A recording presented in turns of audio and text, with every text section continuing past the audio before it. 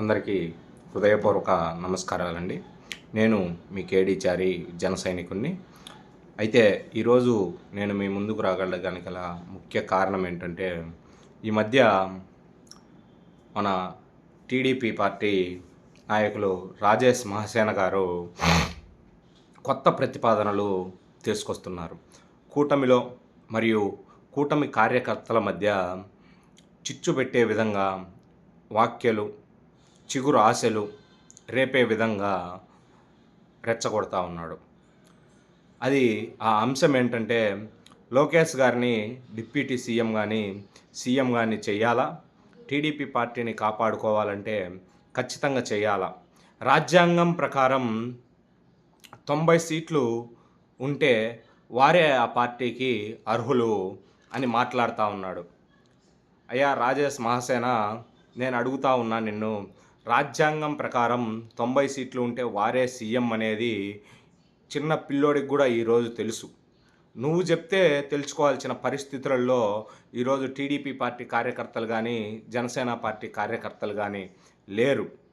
కాకపోతే మనం ఈ ఎలక్షన్లలో జగన్మోహన్ రెడ్డిని ఓడించడానికి ప్రభుత్వ వ్యతిరేక ఓటు ఎట్టి పరిస్థితుల్లో చీలకూడదు అన్న పవన్ కళ్యాణ్ గారి నినాదంతో 3 పార్టీలు కలిసి, టీడీపీ, జనసేన, బీజేపీ 3 పార్టీలు కలిసి ఒక నినాదానికి వచ్చి పొత్తు పెట్టుకొని ఎలక్షన్లకు వెళ్ళాం. అంటే దాని అర్థం ఏంటంటే, దాదాపుగా ఈరోజు 135 స్థానాలలో గెలిచినటువంటి టీడీపీ పార్టీకి ఆ 135 స్థానాలలో జనసేన కార్యకర్తల ఓటింగ్ కూడా పడింది అనేది నువ్వు తెలుసుకోవాలా. అంతేకాదు, జనసేన పార్టీ గెలిచిన 21 స్థానాలలో, బీజేపీ పార్టీ గెలిచిన 8 స్థానాలలో కూడా టీడీపీ ఓటింగ్ పడింది.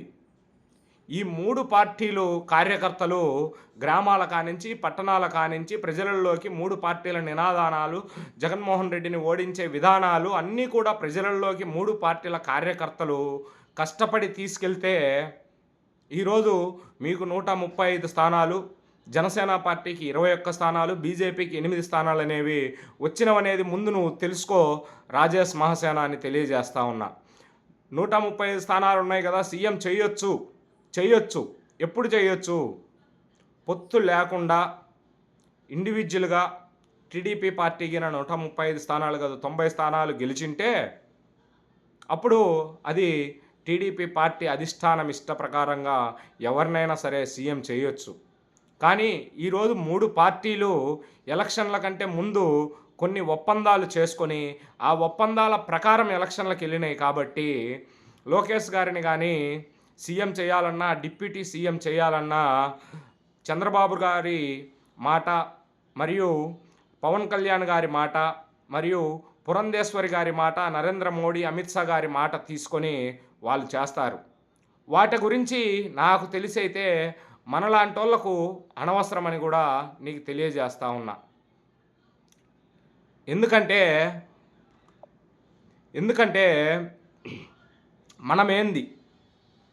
మనం చంద్రబాబు నాయుడు గారి కంటే, లోకేష్ గారి కంటే, పవన్ కళ్యాణ్ గారి కంటే తెలివైన వాళ్ళమా?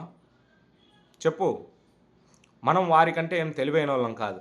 ఎప్పుడు ఎవరికి ఏం పదవులు ఇవ్వాలో వాళ్ళే కూర్చొని నిర్ణయించుకుంటారు. మనం చేయాల్సిన పని ఏంటంటే, ఒక కార్యకర్తలకు కానీ, టీడీపీ పార్టీ నాయకులకు కానీ, జనసేన పార్టీ నాయకులకు కానీ మనం చేయాల్సిన పని ఏంటంటే, ప్రభుత్వం చేసేటువంటి మంచి పనులు, ముఖ్యమంత్రి చంద్రబాబు గారి నాయకత్వంలో చంద్రబాబు గారు తీసుకొస్తున్నటువంటి కొత్త సిద్ధాంతాలు, అభివృద్ధి కార్యక్రమాలు మరియు పవన్ కళ్యాణ్ గారు పంచాయతీరాజ్ శాఖకు తెస్తున్నటువంటి కొత్త పథకాలు కానివ్వండి, కొత్త రోడ్లు కానివ్వండి, కొత్త అభివృద్ధి కార్యక్రమాలు కానివ్వండి, అదేవిధంగా నారా లోకేష్ గారు ఐటీ శాఖ మంత్రిగా మరియు విద్యాశాఖ మంత్రిగా తీసుకొస్తున్నటువంటి మంచి కార్యక్రమాలు కానివ్వండి, రాష్ట్రానికి ఇది నారా లోకేష్ గారు తెస్తున్నటువంటి పెట్టుబడులు కానివ్వండి, ఇటువంటి వాటిని వైసీపీ వారు ప్రజలలోకి తీసుకెళ్లకుండా చూడాలన్న ఉద్దేశంతో చూస్తూ ఉంటారు.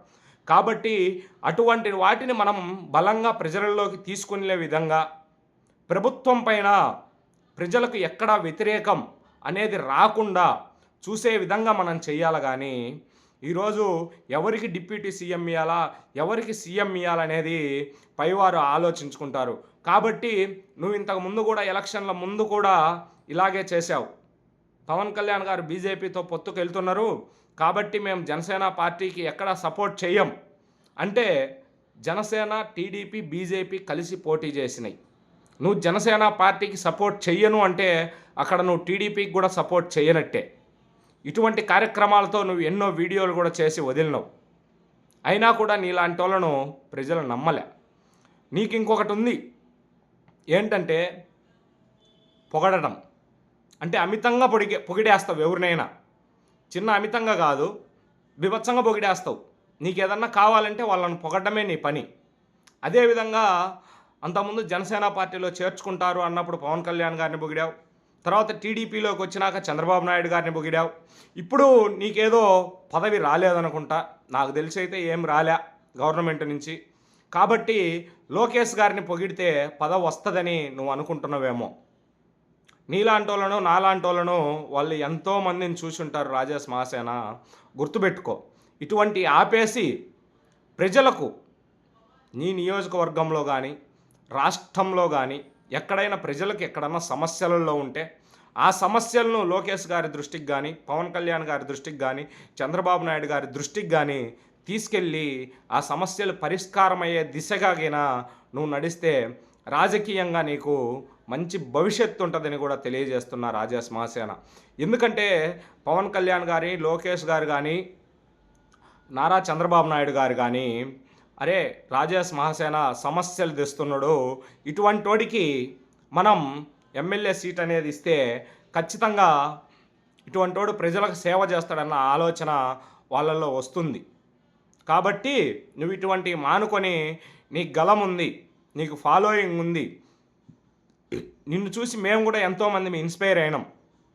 కాబట్టి నువ్వు ఇటువంటివన్నీ మానుకొని ఇటువంటి చిచ్చు పెట్టేటువంటి కార్యక్రమాలు, కూటమి కార్యకర్తల మధ్య విడదీసేటువంటి కార్యక్రమాలు మానుకొని ప్రజలకు, ఎందుకంటే నీకు ఆస్కారం ఉంది చంద్రబాబు నాయుడు గారితోటైనా, పవన్ కళ్యాణ్ గారితోటైనా, నారా లోకేష్ గారితోటైనా, ప్లస్ ఆయా మంత్రులందరితో కూడా మాట్లాడడానికి నీకు అనేది ఆస్కారం ఉంది. కాబట్టి ప్రజల సమస్యలు ఎక్కడైనా ఉంటే తెలుసుకొని నువ్వు అక్కడికి వెళ్ళి ఆ ప్రజల సమస్యలు సద్దుమణిగే విధంగా, ఆ ప్రజల సమస్యలు తీరే విధంగా అడిగేస్తే మంచిదని తెలియజేస్తున్నా రాజేష్ మహాసేన. ఇంకొకసారి చెప్తా ఉన్నా, ఈరోజు నువ్వు లెక్కలతో సహా చెప్పాల్సిన అవసరం లే.